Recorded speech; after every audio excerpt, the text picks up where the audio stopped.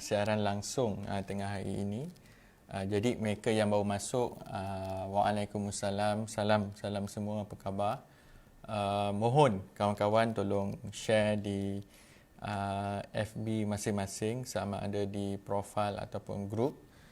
Cuma hari ini saya rasa ada banyak perkara yang menarik untuk kita bincangkan, dan seperti biasa slot tengah hari ini saya akan kupas dari segi isu dan dasar yang melibatkan kepentingan ramai lah. Yang mana kalau untuk hari ini, sebelah pagi tadi saya banyak luangkan masa di sekolah, sebab sekolah mula buka pada hari ini. Tapi untuk tujuan tersebut saya lebih kepada nak memastikan perjalanan untuk hari ini berjalan dengan baik. Sementara itu, kalau semalam, sebelum saya mula ni lah, sementara kawan-kawan terus share, semalam saya sempat mengadakan beberapa pertemuan, satu dengan pihak Majlis Bandaraya. Yang ini saya berterima kasih kepada kaki tangan kerajaan yang terus memberikan perkhidmatan profesional. Jadi yang ini bagi saya ada juga kaitan dengan perkara yang nak bincangkan hari ini, dan juga dengan beberapa isu yang lain. Bagi mereka yang ada mengikuti Facebook saya ataupun channel YouTube saya, kalau belum like, boleh like YouTube saya, yang mana saya juga ada upload video-video terbaru, yang mana salah satunya berkaitan lawatan saya ke Larkin Central, iaitu di bahagian Pasar Awam. So berkaitan dengan aduan peniaga, bukan niat saya nak menjatuhkan mana-mana pihak, nak menyalahkan. Memang kita nak cari penyelesaian. InsyaAllah minggu depan saya akan berkunjung kembali di Pasar Awam Larkin Central untuk mencari jalan penyelesaian. Jadi untuk hari ini saya rasa jelah kalau perbincangan di Facebook ataupun di laman media sosial ni banyak isu-isu panas sekarang ni. Tapi saya tak nak sentuh secara peribadi, tak nak buka aib mana-mana pihak ataupun individu. Cuma itu juga peringatan kepada kita lah. Sebab kita ini ada peranan dalam masyarakat. Jadi tak boleh cuba mengelirukan dalam keadaan kita cuba berdakwah ataupun menyampaikan, tapi yalah, saya nak cakap lebih pun kawan-kawan dah tengok video tersebut, jadi saya tak nak terlalu personal lah on the issue. Cuma yang berkaitan ini sebab dalam soal hari ini ada tiga lah. Satu perkara yang berkaitan iaitu soal ekonomi, dan juga macam mana pendekatan Kerajaan Perikatan Nasional. Dan yang kedua, saya rasa selaku Angkatan Muda Keadilan, ada beberapa perkara yang perlu kita bagi penjelasan. Terutamanya pendirian dalam soal isu lantikan jawatan, ugutan dan juga peruntukan lah. Ini pun berkait rapat dengan apa yang kita nak bincang pada hari ini. Jadi, untuk sebagai permulaan lah, sebab sebagai rakyat, siapa yang mengikuti laporan saya pun buat laporan tersendirilah. Yang mana laporan terkini pelaksanaan skim prihatin dan juga penjana untuk edisi yang terkini telah dipublishkan semalam, dan saya menerima beberapa persoalan. Antara yang paling ditanyakan adalah daripada golongan kumpulan peniaga-peniaga kecil. Jadi kumpulan peniaga-peniaga kecil ni ada beberapa skim yang boleh membantu mereka. Kalau sebelum ini saya ada bercerita soal skim mikrokredit, yang mana skim mikrokredit ini diuruskan oleh dua pihak utama, iaitu satu melalui saluran tekun, yang kedua adalah melalui saluran Bank Simpanan Nasional ataupun BSN. Jadi yang ini selepas diulas dan juga kita kena ingatkan, dapat dilihat ada sedikit penambahbaikan dalam soal kelulusan di peringkat Bank BSN, nampak ada sedikit kemajuan tetapi masih di paras bawah 50%, iaitu peruntukan yang diberikan ataupun yang disediakan oleh kerajaan adalah sebanyak 500 juta ringgit, tetapi yang telah diluluskan sebanyak 236.4 juta, iaitu tak sampai separuh 250 juta ringgit. Jadi yang ini cuma isu dia sama, laporan yang disediakan oleh kerajaan itu hanya sebut lulus. Yang betul-betul terima ataupun yang dah dapat ini tak tahu, mereka tak kongsikan. Sebab itu dalam soal pengurusan ekonomi, apa yang kita perlukan sekarang ini adalah dua, iaitu keutamaan, siapa yang kita nak bantu, pihak mana yang kita kena utamakan, dan saya akan terangkan apa keutamaan kerajaan sekarang ni. Dan yang kedua adalah keterbukaan ataupun transparent. So it's about priority, iaitu keutamaan kita, and it's about transparency, which is about keterbukaan. Jadi saya sebelum ini dah bangkitkan soal skim mikrokredit. Cuma hari ini juga yang saya nak kongsikan apabila saya teliti laporan tersebut, sebelum kita sentuh isu panas, isu-isu yang lain, sebenarnya ada satu lagi bantuan yang khusus kepada IKS ataupun ialah peniaga kecil, industri kecil, yang diberi nama Geran Khas Prihatin. Yang ini kalau ikut apa yang diumumkan, mereka yang layak, mohon, yang dapat kelulusan semua akan diberi bantuan sebanyak RM3,000. Ini adalah untuk IKS. Dengan pengumuman cantik yang diumumkan ada RM2.1 bilion.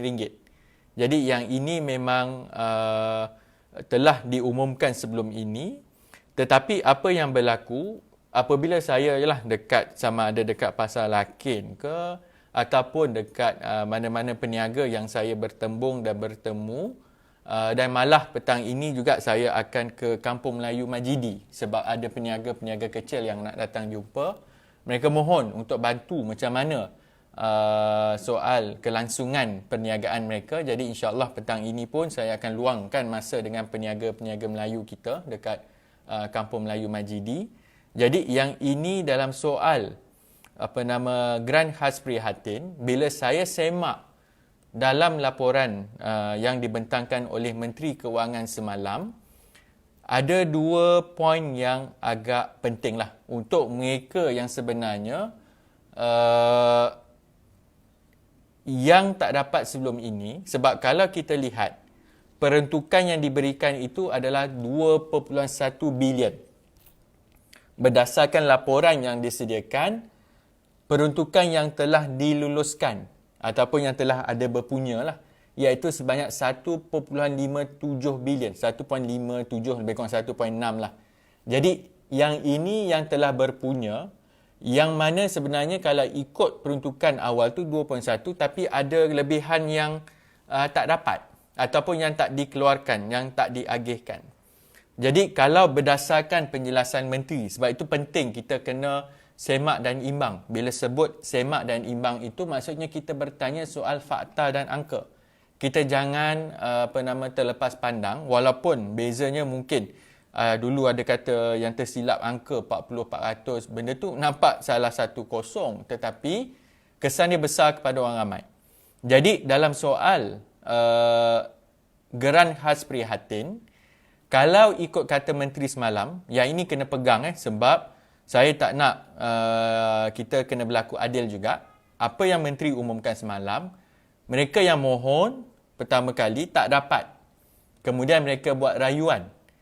Sesiapa yang buat rayuan, yang sepatutnya dah tahu rayuan mereka diterima ataupun tidak, duit tersebut akan disalurkan pada 29 Jun. Iaitu kalau tengok sekarang ni, to be fair, kalau ada yang bertanya, sebab memang saya sentiasa didampingi oleh peniaga-peniaga kecil ini, kalau ikut garis masa sekarang 24, you should get the money by next week, 29 hari bulan. Itu yang dijanjikan oleh kerajaan semalam. Jadi kalau berdasarkan, yang ini pun saya memang nak ada semak dan imbang, kita cerita peruntukan 2.1, yang telah dikeluarkan itu adalah sebanyak 1.57 bilion ataupun hampir 1.6. Kalau ada yang terus cerita inilah kerajaan bagus apa semua, ini semua duit rakyat. Yang mana saya akan terangkan selepas ini bila kita cerita soal peruntukan, mana datangnya dan sebagainya. Jadi sebenarnya ada lagi ruang 500 juta ringgit yang sepatutnya diagihkan melalui Grant Khas Prihatin ataupun GKP ini. Maksudnya ada 500 juta ringgit yang belum diagihkan. Maksudnya tak perlu peruntukan tambahan semua. Jadi saya punya bacaan ataupun yang kita kena sama-sama menyemak gerak kerja kerajaan ini, sebab ini adalah duit rakyat. They must be hold accountable. Maksudnya mereka perlu dipegang tanggungjawabnya supaya dana ini sampai ke pihak yang sepatutnya. Jadi kalau 500 juta ringgit itu maksudnya ada lebih kurang 175,000, lebih daripada hampir 180,000 penerima IKS yang bakal terima minggu depan. So yang ini sebab bila saya sering bertemu dengan peniaga kecil, ada yang bertanya. Jadi yang ini saya harap mampu menjawab. Cuma saya pun, yalah, yang ini mungkin sambil live, ada juga yang kalau nak Google dan nak semak juga berita-berita baru. Tadi saya nampak soalnya sekarang ni soal macam dana dan sebagainya.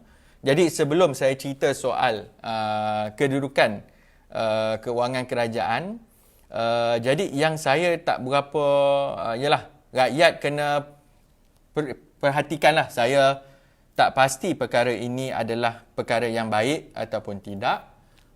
Yang dilaporkan oleh surat khabar The Star tadi, yang ini kita kena semak, sama-sama semak. Kalau saya silap, ini ialah mungkin terlepas cakap dan sebagainya. Tetapi berdasarkan laporan media tadi, difahamkan kerajaan negeri Perak sempat tukar kereta baru. Yang ini mesti saya rasa orang-orang UMNO dan PAS ni akan berpeluh-peluh nak mempertahankan kaedah membeli kereta baru, iaitu katanya Menteri Besar tukar kereta daripada Camry naik taraf kepada Lexus. So yang ini saya ialah kalau bila kita minta bagi pihak rakyat, bila kita minta dana, kita kena pastikan duit itu sampai ke tangan rakyat. Maksudnya satu, ialah saya tak nak komen dari segi peribadi bermewah-mewahan ke apa ke. Tapi bila kata tak ada duit ke ada duit ke, yang ini kerja mereka. Jadi yang ini kalau ada yang mana-mana pergi ke jabatan kerajaan, tolong beritahu mereka. Maksudnya kita tak salahkan kaki tangan kerajaan. Yang kita sebenarnya kecewa apabila rakyat terpaksa berjimat cermat. Apabila kita terpaksa berdepan dengan kekangan ekonomi. Apabila peniaga kecil kena tunggu berbulan-bulan nak dapat RM3,000. Nak mohon untuk skim microkredit 2 bulan mohon, sampai sekarang tak ada khabar berita. Senyap-senyap tengok kerajaan negeri dah tukar kereta pakai Lexus. So yang ini banyaklah dia kata ada diskaun dan sebagainya. Jadi yang itu bagi saya cerita di sini hanya untuk memberi gambaran bahawa soal keutamaan tadi yang saya sebut di awal tadi, perlu ada keutamaan yang jelas. Bila kita tahu kita nak pulihkan ekonomi, bukannya kita nak tukar kereta baru untuk Menteri Besar dan sebagainya lah. Jadi perkara kedua, yang ini yang menarik sikit sebab saya nak tunjuk, ialah dia kata dia bantu rakyat tapi sama dia pun ambil peluang. So siapa yang baru join live ni boleh share lagi. Sebab perkara yang kedua yang saya nak sebut, yang kita kena teliti, dalam laporan semalam, laporan yang dibentangkan oleh Menteri Kewangan, yang ini pun saya tak nak, ialah kalau saya sebut, orang kata ialah keadaan itu tidak menentu. Antara komplain sebelum saya isu kewangan ini, isu strike sikit tadi, bila saya pergi ke sekolah dan ialah mungkin ada perbincangan secara tidak rasmi, dan juga apabila saya ada dapat maklum balas daripada ibu bapa yang menghantar WhatsApp ataupun message di Facebook. mereka tertanya-tanya kenapa takwim sekolah itu ditukar secara mengejut. Hari ini start sekolah, semalam baru keluar takwim katanya cuti hujung tahun ni dipendekkan dan sebagainya. Saya dalam isu ini saya tidak mahir. Maksudnya mungkin ada keperluan untuk cuti itu dipendekkan bagi membolehkan silibus dihabiskan dan sebagainya. Cuma apa yang ibu bapa terkilan sebab perkara ini dulu janji lain, dia buat lain. Dia dulu kata semua tak berubah. Dulu komitmen kata jangan risau, kita akan ikut dan sebagainya. Dan sekarang ini dirupanya takwim itu ditukar. Jadi yang ini ramai sebenarnya mengeluh. Cuma bagi saya pun daripada kita jadikan sebagai isu politik, saya pun nak rujuk kembali. Mungkin ada pentingnya untuk habiskan silibus, tetapi kerajaan jangan main suka hati tukar-tukar. Dia dah lah tanpa masuk parlimen, tak bawa bincang, tak ada maklum balas. Jadi mereka ini hanya ikut selera mereka lah. Jadi kalau pengumuman itu walaupun nampak kecil, kesan di bawah ini kesian. Guru-guru yang telah buat preparation 2-3 minggu, malah berbulan-bulan untuk menyiapkan silibus yang baru, nak meet the deadline dan sebagainya, tukar takwim. Jadi yang ini bagi saya kerajaan sepatutnya, sebab itu saya sebut perkara yang kedua tadi, dalam menguruskan isu rakyat, kena terbuka dan berterus terang. Data-data itu perlu dikongsikan supaya kita tahu, supaya rakyat boleh buat keputusan berdasarkan apa yang berlakulah, berdasarkan keadaan persekitaran dan sebagainya. Baik, yang ini yang saya nak sentuh soal isu kewangan negara. Ini sama juga. Kalau digambarkan kepada rakyat biasa, mereka gambarkan seolah-olah bila Perikatan Nasional naik, kerajaan ada duit. Seolah-olah dulu bila PH tak ada duit, sekarang bila PN naik, terus semua ada duit. Yang ini saya nak jelaskan. Sebab pada masa yang sama, kerajaan sekarang dia telan balik apa yang dia cerita dulu. Dan dia cuba nak landing, dan dalam keadaan saya agak berbahaya sebab dalam keadaan rakyat ini telah diberi gambaran yang palsu. Lagi contoh gambaran palsu oleh Perikatan Nasional, isu kenaikan harga bil TNB, bil elektrik ini. Dia bagi gambaran tak apa, duduk kat rumah, ini arahan kerajaan semua, kita tak ada ruang. Jangan risau, bil akan diserapkan 50%. Ataupun diserapkan diskaun 50%, tetapi klausa itu sangat tidak jelas, dan akhirnya yang dapat hanya sekitar RM15, iaitu 2% dan sebagainya lah. Jadi yang ini memang mengelirukan. Jadi dalam soal kewangan negara, yang ini kena jelas lah. Sebab akhirnya semalam Menteri Kewangan sendiri dah mengaku. Cuma bila mereka mengaku ni sebab tak ada parlimen, ahli parlimen tak ada ruang nak bertanya. Jadi yang ini kita kena sering ulang kena bertanya. Sebab kalau ikut tahap defisit negara sekarang ini, kita punya defisit ini selalunya dibandingkan dengan keluaran dalam negara kasar yang dipanggil sebagai KDNK ataupun GDP. Yang ini bagi bahasa mudah orang biasa, inilah faktor ekonomi kita lah, pertumbuhan ekonomi. Jadi yang ini sepatutnya kita ikat dasar defisit negara ini termasuk diguna pakai di negara lain, memang ada undang-undangnya, iaitu kalau berdasarkan had berkanun ataupun had yang dibenarkan untuk negara, tahap yang dibenarkan adalah 55%. Ini kena faham sebab menteri jelaskan seolah benda itu lunak. Tapi hakikatnya defisit yang dibenarkan 55%, defisit kita sekarang ni adalah 52%. Unjuran yang dibuat, yang diumumkan semalam, unjuran ni maksudnya jangkaan. Maksudnya yang mereka jangka sebab dia dah tengok jenis perbelanjaan, tak termasuklah cerita kereta Camry tu satu hal jugalah, yang tukar Lexus dan sebagainya. Tapi apa yang mereka bagi gambaran, hutang negara akan naik sebanyak 5.8% atau 6%. Jadi kalau sebenarnya ini adalah unjuran yang diberitahu tanpa timeline. Dia tak bagi tahu garis masa. Dia cakap daripada 52% tadi, sebenarnya defisit itu dijangka akan naik 6%. Jadi kalau 6%, maksudnya automatically kita akan melampaui had yang dibenarkan, iaitu sebanyak 55%. Dan malah yang ini diakui, yang lebih dahsyat lagi, yang menteri sendiri terpaksa luahkan. Ini bukannya menteri yang latar belakang kononnya calang-calang lah, maksudnya daripada bank dan sebagainya.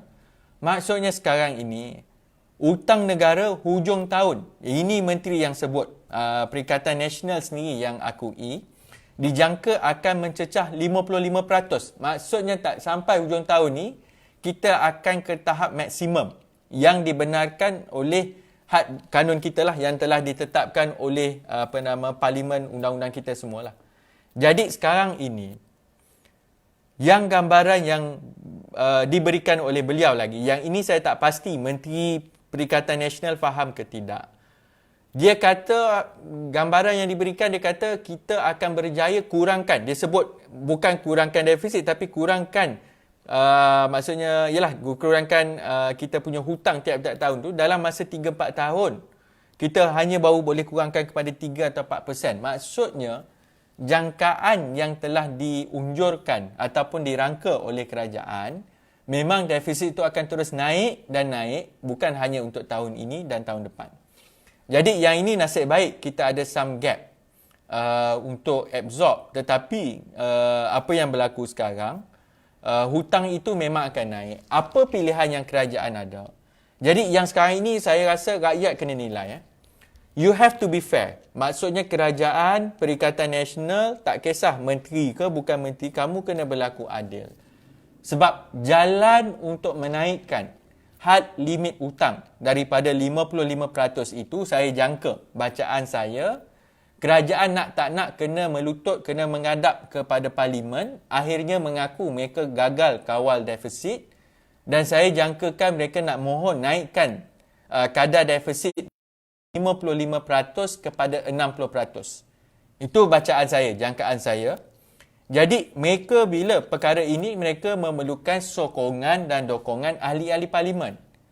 Sebab itu kamu kena berlaku adil. Bila kamu memerlukan perkara ini, maka ianya memerlukan sokongan ahli parlimen.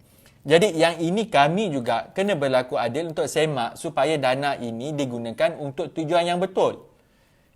Bila keluar isu menteri besar Perikatan Nasional dalam keadaan orang berhadapan dengan PKP dan sebagainya, dia tukar kereta daripada Camry kepada Lexus.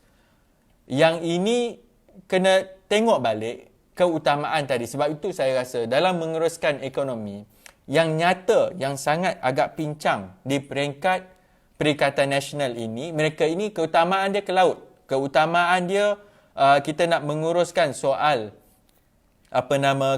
ekonomi, keadaan peniaga-peniaga kecil di bawah, mereka sibuk tukar kereta dan sebagainya. Dan yang kedua, mereka ni kena terbuka. Data itu kena jelas. Tak boleh berselindung dan memberi gambaran seolah semua ini berlaku dengan baik dan sebagainya, tetapi keadaannya tidak seperti yang dicanangkan.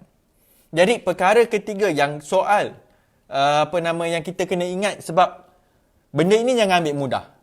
Yang saya sebut dalam video sebelum ini, 2 hari yang lepas. Sebab semalam saya ada mesyuarat. Jadi kemarin saya ada sebut kenapa penting kita kena bersiap sedia bila UMNO mula mainkan api ataupun mula cuba menghidupkan panggilan pilihan raya mengejut ini. Sebab keutamaan itu lebih kepada nak mencari kuasa dan kedudukan. Dan kita kena pertahankan, kena dedahkan perkara ini. Kita kena rasa benda ini tak betul. Bagi saya, lantikan yang dibuat ini tidak betul. Contoh yang berlaku, yang semalam yang saya sebenarnya, memang kalau sempat saya nak buat live semalam, tapi tak boleh.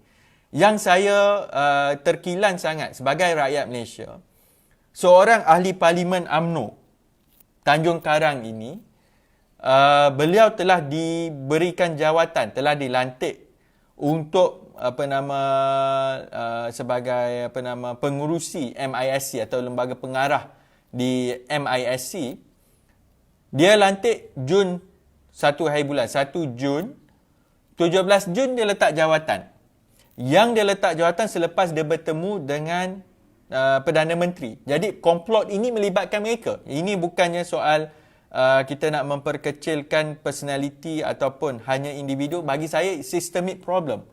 Masalah ini sangat tidak baik dan tidak menguntungkan, dan malah kamu seolah-olah mempermainkan kesusahan rakyat itu apabila ahli Parlimen UMNO dia boleh tolak jawatan, kononnya letak jawatan MISC, semalam bocor pula. Ini bukannya sebenar, bagi saya bocor, sebab melalui laporan media itu pengesahan dibuat melalui pembantu beliau. Apabila dikatakan bahawa dia pula ditawarkan pula tukar, tak nak MISC, dia boleh pula nak minta masuk ke, tak tahulah minta ataupun habuan yang diberikan. Lepas tu boleh pula nak masuk PUNB. PUNB ni apa? PUNB ni adalah Perbadanan Usahawan Nasional Berhad. Untuk berlaku adil dan semak, bagi saya rakyat ni, kalau tak ada masa, luangkan 2 minit pun tak apa. Buka website PUNB sebagai contoh. Bila dibuka PUNB ini, kalau sebagai contoh kita tengok bahagian pengarah. Bila kita tengok bahagian pengarah ini, tengok tarikh-tarikh lantikan itu memang betul. Antara lantikan itu memang berlaku selepas peralihan kerajaan Barisan Nasional kepada Perikatan ataupun kepada Pakatan Harapan. Ketika tempoh itu memang berlaku lantikan, tapi yang dilantik ini semua yang profesional. Saya pun tengok juga, saya pun sekarang kita kata orang lebih kurang sama, tapi bila saya tengok PUNB ini, lulusan mereka yang dilantik masuk ke dalam lembaga pengarah itu, mereka yang berlatar belakangkan ekonomi, keuangan, Islamic finance, keuangan Islam. Tetapi yang mengejutkan, yang saya rasa sangat menghampakan, soal Melayu, agama, seolah-olah inilah demi perjuangan agama dan Melayu. Akhirnya orang Melayu yang dapat untung ni, Melayu berapa kerat je. Dan yang ini adalah ahli Parlimen UMNO yang dijangkakan akan dilantik minggu depan. Dia punya, bagi saya, ialah saya akan sebut bahasa kasar, pelahap lah. Dalam keadaan kita dibebankan dengan kenaikan bil elektrik, kita dibebankan dengan peniaga-peniaga kecil yang nak cari dana ataupun pinjaman ini sangat susah nak dapat kelulusan, dia boleh minta tukar. Dan bukan tukar calang-calang. Maksudnya bukannya tukar jawatan rendah-rendah. Dia boleh tukar daripada MISC itu masuk PUNB. Dan yang saya lihat, yang saya risaukan ni, PUNB ini bukan public listed. Jadi yang ini saya tak pasti. Saya nak semak tadi. Saya buka website, saya nak tahu berapa tambahan emolumen ataupun ganjaran yang kalau masuk lantikan ke PUNB ini, apa kemudahan yang dia dapat? Dapat kereta ke, dapat pejabat ke, dapat staff ke, dalam keadaan mereka ni dah lah jadi kerajaan, dan juga ada kepentingan-kepentingan yang lain. Yang ini saya nak jelaskan, sebab kalau dilihat, ini soal bukan hanya politik. Sebab bila saya pergi mana-mana, syukur Alhamdulillah, bila saya bertemu dengan masyarakat setempat, mereka fahamlah suasana politik itu. Yang berlaku sekarang ini, apabila rakyat susah, orang UMNO yang kat atas ni, yang kat bawah ni bising dalam Facebook. Sebenarnya yang dapat manfaat ni berapa kerat je yang kat atas, dan mereka berjoli dalam keadaan, bagi saya, tidak menggambarkan keadaan sebenar lah. Saya mungkin kasar sedikit bahasa tadi, tapi sebab kalau kita lihat apa yang penting sekarang ini, pendirian saya selaku AMK, kawan-kawan Angkatan Muda, kita kena faham, dalam keadilan ni, saya memegang sayap pemuda, Angkatan Muda Keadilan. Dan kami ini memang selama ini lebih dilihat berprinsip dan mempertahankan beberapa perkara, walaupun perkara itu mungkin nampak agak kecil ataupun sebenarnya boleh di-accommodate ataupun mungkin ada tolak ansur, tapi perkara ini kami tak boleh tolak ansur. Jadi dalam soal macam saya sekarang ni sebagai ahli parlimen, memang betul bila saya berjumpa dengan guru-guru ada perkara yang sebenarnya yang kita buat tahun lepas, benda itu memang bila kami buat, bila saya luluskan, tiada seorang pun kontraktor yang saya calon ataupun cadang kepada pihak ICU untuk buat kerja, malah bila dibuat secara demikian, iaitu tidak ada campur tangan politik, mereka yang dilantik buat kerja itu buat kerja dengan sempurna. Contohnya, saya tahu, yang ini saya sebut nama, mungkin kawan-kawan yang lalu dekat sekitar Bandar Johor Bahru ni boleh cari nama sekolah tu, Sekolah Menengah Kebangsaan Tasik Utara 2 sebagai contoh. Tahun lepas memang saya luluskan untuk cat bangunan. Kalau kebiasaannya dulu orang-orang lain mungkin dia akan pasang kontraktor dan sebagainya, saya memang serah kepada kerajaan pengurusan pentadbiran buat, dan akhirnya kontraktor yang buat tu adalah yang sama cat stadium JDT lah. Jadi hasilnya memang cantik lah dekat sekolah tu.